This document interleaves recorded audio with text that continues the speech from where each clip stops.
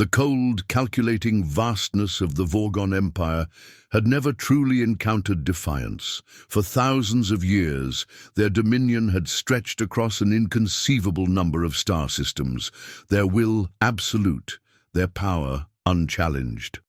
From the frigid gas giants of the outer rim to the glittering artificial worlds of the core, species after species had either willingly or unwillingly folded into the imperial tapestry, their cultures neatly catalogued, their resources efficiently absorbed. When their long-range scout fleets, probes of pure, unwavering logic, finally pierced the celestial veil of the Sol system, they discovered something both quaint and perplexing. A vibrant, bustling civilization, teeming on a single, improbable, blue-green world they designated Terra 3. By Vorgon standards, this species, humanity, was remarkably unsophisticated in their interstellar travel, barely venturing beyond their home system's asteroid belt with any regularity. Yet their world thrummed with an inexplicable energy, a chaotic symphony of life and technology that was, to the Vorgon, inefficient but undeniably robust. Following millennia of established protocols, the Vorgon High Command, a council of dispassionate, hyperlogical beings, dispatched the Iron Hand of Vorgon. This vessel was not merely a warship, it was a mobile declaration of absolute authority, a colossal dreadnought forged from dark matter alloys, its weapons capable of rending continents. Its mission was simple, to deliver the standard imperial ultimatum. There was no need for negotiation, no room for parley. It was an edict. The Iron Hand of Vorgon materialized with an impossible silent grace just beyond Earth's moon, its sheer size immediately dwarfing humanity's largest orbital structures. Its hull, a featureless obsidian expanse, reflected no light, seeming instead to absorb it, a gaping void against the backdrop of distant stars. On Earth, every television screen, every computer monitor, every handheld device flickered. Across the globe, from the sprawling megacities of Neo-Tokyo to the serene bio-domed farms of the Amazonian reclamation zones, a single dominant image materialized. It was a holographic projection, crystalline in its clarity, of Emperor Xylos. Xylos was a being of pure, intimidating presence. His form was elegant, angular, clad in robes woven from starlight and shadow. His eyes, twin points of frigid blue light, seemed to pierce through the screen, directly into the souls of billions. When he spoke, his voice was not loud or booming, but resonated with a deep, chilling authority that seemed to vibrate in the very air, bypassing speakers and embedding itself directly into the listener's mind. It was a voice that commanded obedience, a voice that had quelled rebellions and brought empires to their knees. Beings of Terra 3, Emperor Xylos began, his words simultaneously translated into every known human language, his tone devoid of emotion. We are the Vorgon Empire. For eons, our civilization has brought order and prosperity to this galaxy. Your world, with its nascent civilizations and untapped resources, has been deemed ready for integration into our glorious dominion. A collective gasp swept across Earth. On news channels, frantic analysts stumbled over their words, their carefully constructed geopolitical maps suddenly rendered meaningless by this impossible extraterrestrial presence. Panic, a visceral, primal wave began to ripple through the global populace. People poured into the streets, looking up at the impossible blackness where the moon should have been more prominent, now dominated by the alien Leviathan. Our terms are simple and immutable. Xylos continued, his voice unwavering. You will immediately surrender all sovereignty. Your existing political structures will be dissolved. Your military forces will dismantle all defenses. All technologies deemed detrimental to imperial order will be decommissioned. You will submit to imperial rule, and your world will become a designated resource acquisition and cultural re-education zone. The words hung in the air, a death knell to everything humanity had ever built, fought for, or dreamed of. Leaders, huddled in emergency bunkers deep beneath the Earth's crust, stared at the projection with a mixture of terror and impotent rage. The United Earth Council's primary representative, a stern but weary woman named Anya Sharma, clenched, her fists, her knuckles white. Failure to comply, Xylus's voice hardened, if such a thing were possible for a being of pure logic, will result in immediate and overwhelming annihilation. Your cities will be leveled, your oceans boiled, your very atmosphere rendered uninhabitable. This is not a threat, it is a statement of unavoidable fact. We do not negotiate with unintegrated species, we dictate. On the streets, the panic swelled. Riots broke out in some cities, while in others, people simply stared at the sky, their faces pale with despair. Families huddled together, strangers, embraced, seeking comfort in a world that had suddenly become unimaginably small and vulnerable. The sheer scale of the Vorgon threat was paralyzing. Their technology was clearly eons beyond anything humanity possessed. They had arrived with such ease, such casual arrogance, that it was clear they viewed Earth as nothing more than a minor obstacle to their relentless expansion. Your time is measured in breaths, Emperor Xylos concluded, his blue eyes holding a chilling stillness. Choose wisely, Terra 3, or cease to be. Then, as suddenly as it had appeared, the holographic projection flickered and vanished. The silence that followed was heavier than any sound, pregnant with the weight of an impossible decision. The iron hand of Vorgon remained, a silent, menacing sentinel, casting a shadow that seemed to fall across the entire planet. Humanity, a species that had faced countless challenges throughout its tumultuous history, wars, plagues, environmental catastrophes, now confronted its ultimate test. Despair was a powerful current, threatening to drag them under. Yet amidst the fear, a different emotion, hot and defiant, began to simmer. It was a quiet, furious resolve, born from generations of struggle, an instinct for survival that ran deeper than any logic. The Emperor, in his chilling declaration, had unwittingly awakened something ancient and fierce within them. He had measured their time in breaths, utterly unaware of the deep, hidden currents stirring beneath humanity's surface, currents that had been flowing in absolute secrecy for decades, preparing for a threat far greater than even he could imagine. The unseen crucible as the Vorgon dreadnought, the iron hand of Vorgon, hung like a silent, inky predator above Earth, its very presence a suffocating blanket of dread. Humanity's leaders faced an impossible choice. The Emperor's chilling ultimatum echoed in every corner of the globe: surrender or perish. On the surface, the world descended into a carefully orchestrated ballet of desperation. Publicly, desperate pleas for negotiation were broadcast into the void, a cacophony of voices begging for mercy, for understanding, for a chance to simply talk. Ambassadors, speaking in measured, trembling tones, offered concessions, cultural exchanges, anything that might buy them time. This outward show of fear and potential compliance was a finely crafted facade, a global performance designed to lull the Vorgon into a false sense of security, to convince them that humanity was just another cowering species on the brink of submission.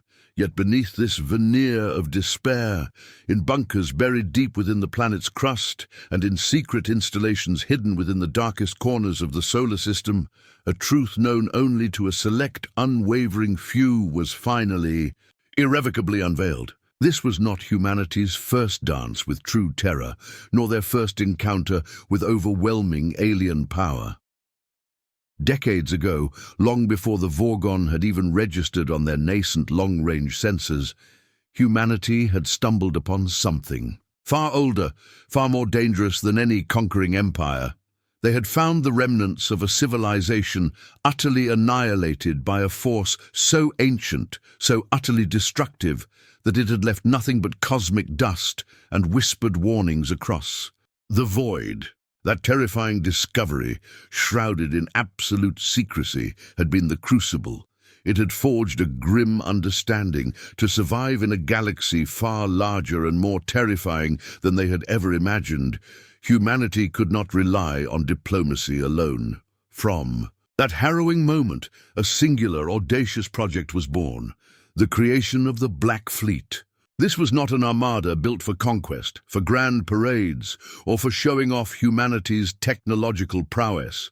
No, the Black Fleet was a testament to raw, unyielding survival.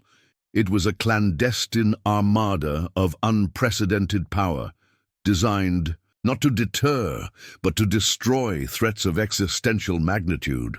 Every bolt, every circuit, every line of code was crafted with one purpose: to ensure the continued existence of humanity, no matter the cost. These were not the sleek, polished vessels seen in Earth's propaganda. They were grim, utilitarian instruments of war, born from necessity and forged in the shadows. Their shipyards were not in plain sight, but hidden within the swirling chaos of distant nebulae, carved into the hearts of desolate asteroid fields and shielded by the gravitational distortions of gas giants. Here, in the deepest, darkest reaches of their own solar system, away from curious eyes, thousands of engineers, scientists, and tactical masterminds had toiled in absolute secrecy, their lives dedicated to this singular, monumental task.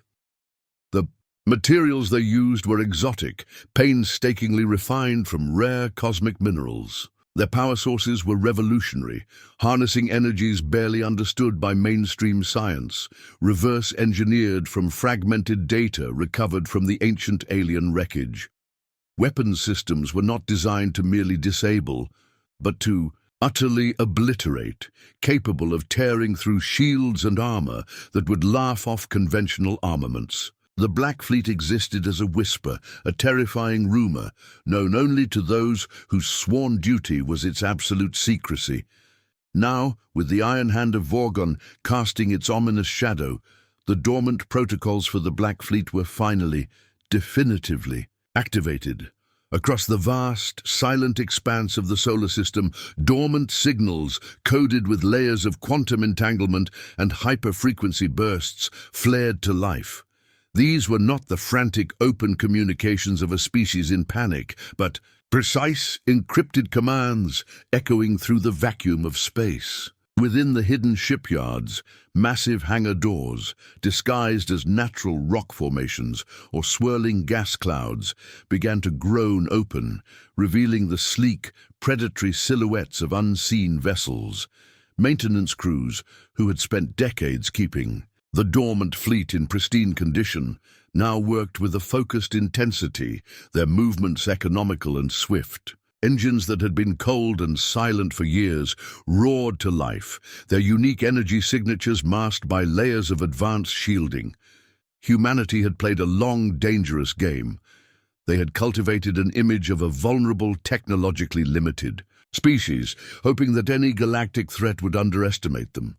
This was their gambit. The Emperor Xylos, in his distant throne room, likely savored the moments, believing he had measured humanity's time in breaths, a countdown to their inevitable surrender. He was utterly, tragically mistaken. Those measured breaths were, in fact, the final precious moments humanity needed for its ultimate terrifying gamble to unfold, for the unseen crucible of their desperate survival to finally, irrevocably, unleash its hidden fire. The Black Fleet, a ghost armada, was stirring, and the galaxy was about to learn a lesson in defiance it would never forget. The gathering storm, the Vorgon Empire, vast and ancient, had grown complacent in its unchallenged might. They interpreted Earth's desperate pleas and prolonged silence not as a calculated delay, but as the expected fear of a primitive species facing overwhelming power. Emperor Xylos, observing from his distant opulent throne world, allowed his generals to publicly gloat, their cold, logical pronouncements filled with an almost casual disdain for the insignificant beings of Terra 3. They broadcasted their victory across the myriad worlds of the Empire, detailing the inevitable capitulation, the systematic integration of yet another fledgling civilization into their flawless order.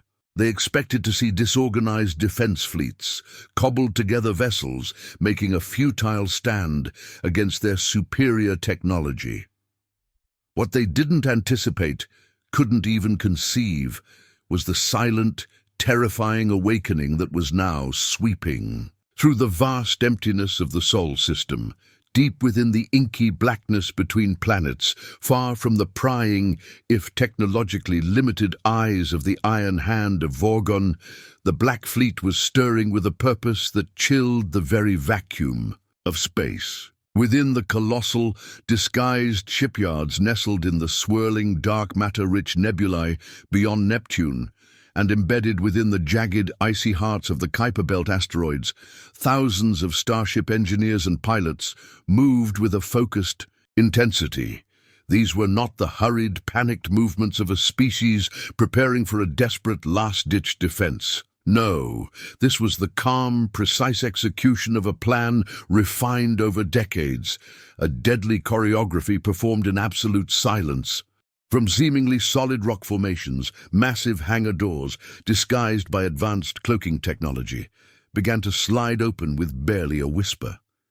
Inside, bathed in the cool blue glow of energy conduits, rested the warships of the Black Fleet. Their hulls were an almost perfect matte black, absorbing all ambient light, making them truly black in a way no conventional stealth technology could achieve. This wasn't merely paint. It was an advanced light absorption plating designed to render them invisible to even the most sophisticated visual and sensor sweeps.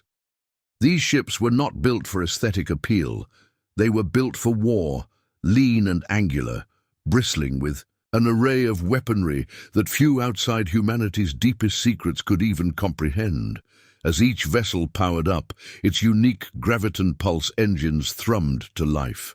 This was a technology entirely unknown to the Vorgon, a revolutionary propulsion system that manipulated localized gravitational fields, allowing for speeds and maneuvers thought impossible. Crucially, these engines emitted virtually no heat signature, leaving the iron hand of Vorgon's advanced long-range thermal scanners stubbornly, frustratingly blank.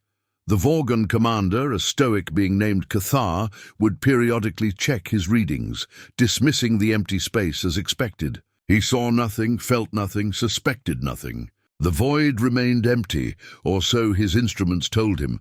Squadron after squadron of sleek predatory fighters, aptly nicknamed Wraiths by their pilots, detached from their carriers. These were not the lumbering, missile-laden craft of conventional warfare. Each Wraith was a marvel of miniaturized power, bristling with exotic weaponry, plasma-accelerated railguns capable of punching through several meters of solid durasteel, and temporal distortion emitters, a terrifying device that could briefly, locally, warp space-time, making targets appear to move slower or allowing the Wraiths to seemingly teleport short distances. Each fighter's cockpit glowed with the determined faces of human pilots, men and women who had trained their entire lives for this moment, honed in simulated combat against threats far more sophisticated than anything the Vorgon could imagine. Their movements through the asteroid field were effortless, like sharks gliding through kelp, utterly silent and unseen. The true heart of the Black Fleet was its flagship, a vessel known by a name that struck a chill into the hearts of those who spoke it, the Humanity's End. It was not a name chosen lightly or with arrogance, but as a stark, solemn reminder of the existential stakes of what they fought to prevent. The Humanity's End was a battleship unlike any other, larger and more heavily armed than even some Vorgon capital ships. Its primary weapon, a colossal dimensional disruptor cannon, glowed with a faint, malevolent hum as its capacitors charged. Standing on its bridge, her hands clasped behind her back, was Captain Anya Sharma. Her face, etched with lines of profound responsibility, was calm, almost serene. She had overseen the construction of this fleet, had trained these crews, had prepared for this impossible confrontation for longer than most of her crew had been alive. She ran through the final pre-jump checks with a quiet precision, her eyes fixed on the holographic star map where the menacing dot of the iron hand of Vorgon remained utterly oblivious. Around the humanity's end, the rest of the fleet was falling into precise formation. Destroyers armed with gravity bomb launchers, frigates equipped with advanced sensor scramblers, and assault cruisers designed for surgical strikes. Each ship was a silent harbinger of destruction, a testament to humanity's unyielding will. To survive, the air in every bridge and cockpit was thick with a palpable tension, a mix of grim determination and barely contained anticipation. They knew the odds were still astronomical, that the Vorgon Empire was vast and powerful, but they also knew the Vorgon had made a fatal error. They had underestimated humanity. They had seen only a small blue planet, unaware of the hidden, dark stars that now flickered to life in the void. The storm was gathering not above Earth, but from the depths of the black beyond, and the Vorgon were utterly oblivious to the tempest that was about to break. The countdown had begun, not to humanity's surrender, but to the thunderous roar of its defiance. The roar of the Black Fleet. The moment of truth had arrived, a chilling silence hanging heavy in the void as the deadline for humanity's surrender passed. On the bridge of the Iron Hand of Vorgon, Commander Cathar, a being whose entire existence was predicated on logical certainty, nodded almost imperceptibly. It was time. He gave the order to begin the final descent towards Earth, preparing for the orbital bombardment that would, in moments, reduce a vibrant world to a lifeless husk. Emperor Xylos, watching from his distant, pristine throne world, permitted himself a rare, almost imperceptible curl of his lip. He prepared to relish humanity's annihilation, the satisfying, predictable end to another minor inconvenience in the grand tapestry of imperial expansion. His generals stood by, their expressions of cold satisfaction mirroring his own. They expected to see the final, desperate flailing of a conquered species. Then, the sensors on the Iron Hand screamed. It wasn't a warning or a ping or a blip. It was a high-pitched, piercing shriek that tore through the bridge, cutting through the calm, sterile air. Every tactical display, every holographic projection flared with a chaotic explosion of data. From seemingly nowhere, streaks of impossible black shot out. They didn't come from Earth as expected, but from behind Mars, appearing as if conjured from the very fabric of space. More streaks erupted from the dense, fragmented depths of the asteroid belt, where no ships had been detected moments before. And then, from behind the colossal, swirling mass of Jupiter, more of these silent, predatory shapes emerged, moving with a speed that defied Vorgon understanding. Commander Cathar's emotionless facade finally cracked. His multifaceted eyes widened in a way his crew had never seen. This was not a disorganized defense, not a desperate last stand. This was a perfectly coordinated, devastating ambush.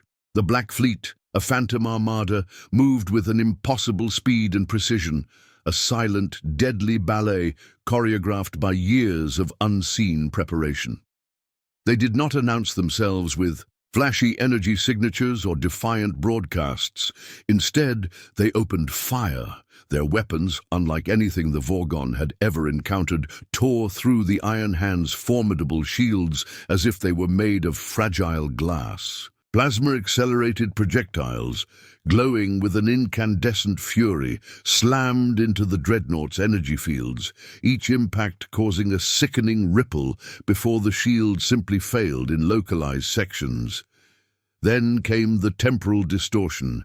Fields. These were truly terrifying. Instead of direct impact, ripples of distorted space washed over sections of the Iron Hand, causing localized chronal displacement. A section of the hull might momentarily phase out of existence, or a weapon turret might suddenly slow to a crawl, its firing sequence elongating to impossible durations, allowing the Black Fleet to simply bypass or cripple it. Explosions began to rip through the Iron Hand of Vorgon, not the clean, contained blasts of typical space combat, but ragged, violent ruptures as critical systems failed in rapid succession. The colossal dreadnought, designed to withstand the fury of entire star systems, shuddered under the relentless, surgical assault. On the bridge, the Vorgon crew, trained for centuries of one-sided warfare and predictable enemy responses, descended into a chaos they had no protocol for. Their stoic discipline shattered. Tactical officers, usually models of calm data processing, stumbled over controls, their voices rising in panicked, garbled shouts. "Undetectable, unidentifiable. What are these ships?" The cries of sheer disbelief and terror echoed across Vorgon command channels, reaching Emperor Xylos, who watched, rigid with disbelief, as the impossible unfolded before his eyes. His Iron Hand, his symbol of absolute power, was being dismantled. The flagship of the Black Fleet, the Humanity's End, led the charge with a silent, terrifying grace. Its primary weapon, the massive dimensional disruptor cannon, glowed ominously before unleashing a concentrated beam of raw, unstable energy. The beam didn't just hit the Iron Hand. It seemed to tear a hole in reality around the dreadnought's primary weapon array, twisting and rending the very fabric of space and time. The Iron Hand's main offensive batteries, capable of planetary devastation, simply winked out, twisted wreckage remaining in their place. Captain Anya Sharma, her face grimly determined, watched the tactical displays. Every shot was precise, every maneuver calculated. There was no wasted energy, no grandstanding. This was survival. Smaller, more agile human strikecraft, the Wraiths, zipped through the debris field created by the Iron Hand's failing systems. Their plasma railguns punched clean holes through the dreadnought's exposed internal compartments, causing chains of explosions that vented atmosphere and life into the vacuum. The Wraiths used their temporal distortion emitters not just defensively, but offensively.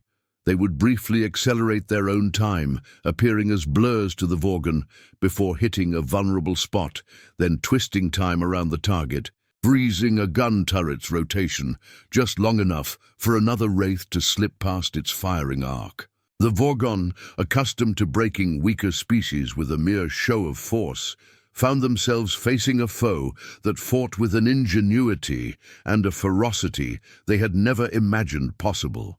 This wasn't merely a technological mismatch, it was a complete and utter conceptual failure on their part. They had never considered that a species could hide such power, could build such weapons in absolute secrecy. Commander Cathar, his logical mind reeling from the impossible, saw his flagship being systematically torn apart. His primary weapons were gone, his shields failing, his crew in disarray. He had no choice. With a guttural sound that was uncharacteristic for a Vorgon, he issued the order, "Initiate FTL jump, retreat." A concept virtually unknown to the proud Vorgon Empire, a stain on their record that would never be forgotten. But the Black Fleet was not designed to simply repel, it was designed to neutralize. As the Iron Hand began to glow, preparing its jump drive, the Black Fleet intensified its assault. Humanity's smaller, faster vessels swarmed the dreadnought like piranhas tearing into a leviathan. They exploited every weakness, every vulnerable point exposed by the failing shields and damaged hull. Another volley from the Humanity's End struck the Iron Hand's engine section, not destroying it outright, but creating a cascading failure that caused its jump drive to sputter and die. The colossal dreadnought, once a symbol of unyielding power, began to break apart under the relentless assault, its vast frame tearing open like a tin can, spilling wreckage and the silent, drifting bodies of Vorgon crew into the cold, uncaring void of space. Emperor Xylos, watching the live feed from across the galaxy, saw his invincible symbol shatter into a million pieces. A look of utter, profound disbelief etched on his angular face, a chilling testament to the roar of a defiance he never believed possible. Breaking the iron hand, the battle above Earth was over, almost before the galaxy could truly grasp its beginning. It was short, brutally efficient, and utterly, shockingly one-sided. The Iron Hand of Vorgon, a vessel designed for overwhelming power against any conceivable inferior foe, was not just defeated. It was systematically dismantled, outmaneuvered, and utterly outgunned by the agile, lethal ships of the Black Fleet. Commander Cathar, still reeling from the impossible, watched in horror as his bridge displays flickered wildly, each warning light a personal insult to centuries of Vorgon. Strategic superiority. He had expected a disorganized scramble, a few desperate, futile attacks. Instead, a perfectly coordinated, silent storm of destruction had erupted from the void, a storm that understood his dreadnought's weaknesses better than his own engineers. The humanity's end. The black behemoth of the human fleet moved with a terrifying grace, its movements fluid and precise, a stark contrast to the Iron Hand's lumbering, predictable attempts to reorient its defenses. Captain Anya Sharma's voice remained calm on the flagship's bridge, but her eyes, fixed on the holographic projection of the Iron Hand's failing systems, burned with a cold intensity. "Target primary weapon conduits," she ordered, her words cutting through the controlled tension in the command center. With a surge of power, the Humanity's End's colossal dimensional disruptor cannon hummed, then unleashed a devastating volley. It wasn't a single beam, but a wave of raw, unstable energy that washed over the Iron Hand's upper decks. The effect was not explosive, but more akin to matter simply ceasing to exist. Entire sections of the Dreadnought's primary weapon arrays, once bristling with world-ending firepower, simply vanished, leaving behind twisted, glowing scars on the hull. The Vorgon's ability to project their power was gone in an instant. The Vorgon, a species accustomed to breaking weaker civilizations with a mere show of force, had no contingency, no tactical doctrine for a foe that fought with such unyielding ferocity and undeniable technical superiority. Their vast empire had never needed to innovate in battle. They simply overwhelmed. Now their rigidly structured minds struggled to comprehend what was happening. Their star maps showed empty space, yet their ships were being torn apart. Their sensors registered nothing, yet their shields collapsed. It was a nightmare of non-detection, an invisible hand tearing them to pieces. Desperate, Commander Cathar, his logical mind shattered by the incomprehensible defeat, screamed an order into his comms. "Initiate FTL jump, retreat! All units retreat!"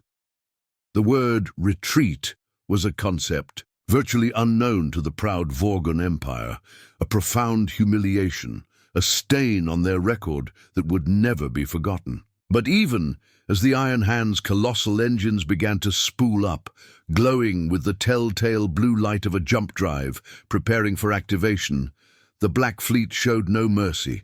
The Black Fleet was not designed to simply repel an invasion. It was designed to neutralize existential threats, to ensure no such challenge could ever rise again. Humanity's smaller, faster strike craft, the Wraiths, swarmed the retreating dreadnought like a deadly cloud of insects. Their plasma-accelerated railguns fired with terrifying speed, each projectile a focused spear of incandescent energy that punched clean through the Iron Hand's rapidly collapsing shields. These were not glancing blows. They were surgical strikes, aimed at exposed conduits, reactor vents, and auxiliary control nodes. The wraiths darted through the growing debris field, utilizing their temporal distortion emitters not just to evade incoming fire, but to create momentary pockets of altered time around the Iron Hand's defensive turrets, causing them to fire, wildly off target or simply freeze in place, offering no resistance. Explosions rippled across the Iron Hand's vast hull as internal systems collapsed. Crew compartments decompressed with sudden violent sighs. Life support indicators plummeted. The communications arrays, once boasting unbreakable encryption, sputtered and died under a barrage of directed energy pulses from human frigates. The Vorgon crew, stripped of their composure, now openly panicked. Their voices, usually monotone and logical, were filled with raw, animalistic terror. They stumbled through corridors, their uniforms singed, their faces etched with disbelief. They had never experienced true fear of an enemy. They were the apex predator. But now they were prey. Another devastating volley from the humanity's end struck the Iron Hand's primary engine section. This was not a direct hit to destroy it, but a precise pulse designed to create a cascading failure within its jump drive capacitors. The blue glow around the dreadnought sputtered, then flickered erratically. The massive vessel shuddered violently, then began to list, its forward momentum grinding to a halt. The jump drive, critical for any interstellar retreat, had died. The Iron Hand of Vorgon, once the unyielding symbol of imperial might, was trapped. On his distant throne world, Emperor Xylos watched the live feed with a chilling stillness, a horror building behind his frigid blue eyes that he had never, in millennia of existence, known. He saw his invincible symbol, the dreadnought that had brought countless worlds to their knees, begin to tear apart. First, small ruptures, then vast, yawning chasms appeared in its hull, spewing wreckage and the silent, drifting bodies of Vorgon crew into the cold, uncaring void of space. Secondary explosions, chain reactions from failing power conduits rippled through the ship, lighting up its internal skeleton. The Iron Hand of Vorgon, once a fortress, was being ripped to pieces, its very structure groaning under the strain. The image on Xylos's screen finally dissolved into static, then darkness, replaced only by the horrified, disbelieving faces of his own generals. His symbol of absolute power had shattered into a million pieces, a chilling testament to the roar of a defiance he never believed possible, a testament to the raw, unyielding power of humanity's Black Fleet. The galaxy had just witnessed the breaking of the Iron Hand, and nothing would ever be the same.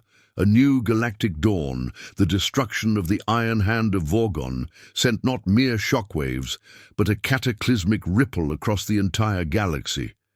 For millennia, the Vorgon Empire had been the undisputed, unyielding Titan, their power absolute, their expansion relentless. Every species, from the most advanced to the most primitive, had either bowed in submission or been brutally crushed beneath the heel of imperial might. Whispers of defiance were rare, fleeting and swiftly silenced. But now those whispers became roars. From the sprawling trade federations in the Andromeda Arm to the isolated, ancient species dwelling in the galactic core, every sensor array, every long-range communication hub had captured the impossible. A Vorgon dreadnought, a symbol of their invincibility, had been utterly annihilated by an unknown force. The name Terra 3 began to echo through star systems, spoken with a mixture of awe, terror, and a burgeoning, dangerous hope. Emperor Xylos, in the depths of his throne world, was no longer a being of cold, logical certainty. Rage, a raw unfamiliar. Emotion contorted his usually stoic features. The humiliation was unbearable. He immediately dispatched more fleets, not just one, but 3 full battle groups, each far larger and more powerful than the single Iron Hand, with direct orders to obliterate Terra 3 and all its inhabitants. He expected a desperate, last-ditch stand from this audacious new enemy. Instead, he was met with the unwavering might of the Black Fleet, a force that seemed to defy all known laws of physics and strategy. The subsequent engagements were not grand, drawn-out battles. They were surgical, brutal, and swift. The Black Fleet, with its matte black ships that appeared from nowhere and vanished just as quickly, utilized hit-and-run tactics that crippled Vorgon command vessels before they could even react. Their graviton pulse engines allowed them to outmaneuver any Vorgon pursuit, their temporal distortion emitters creating chaos within Vorgon formations. Vorgon dreadnoughts, once the queens of the battlefield, found themselves outflanked, outgunned, and utterly bewildered. A single human wraith fighter might suddenly appear behind a Vorgon cruiser, unleash a devastating volley of plasma-accelerated projectiles, and then vanish before the cruiser's weapons could even lock on. Each encounter, relayed with growing horror across the Imperial network, resulted in another humiliating defeat for the Vorgon.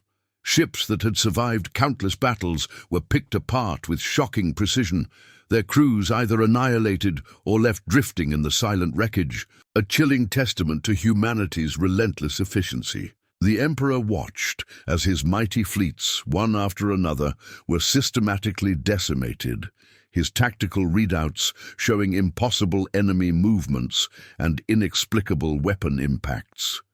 Humanity, having unveiled its true strength in the most dramatic possible fashion, made no demands of its own. They sought no territorial claims, no spoils of war. Their message,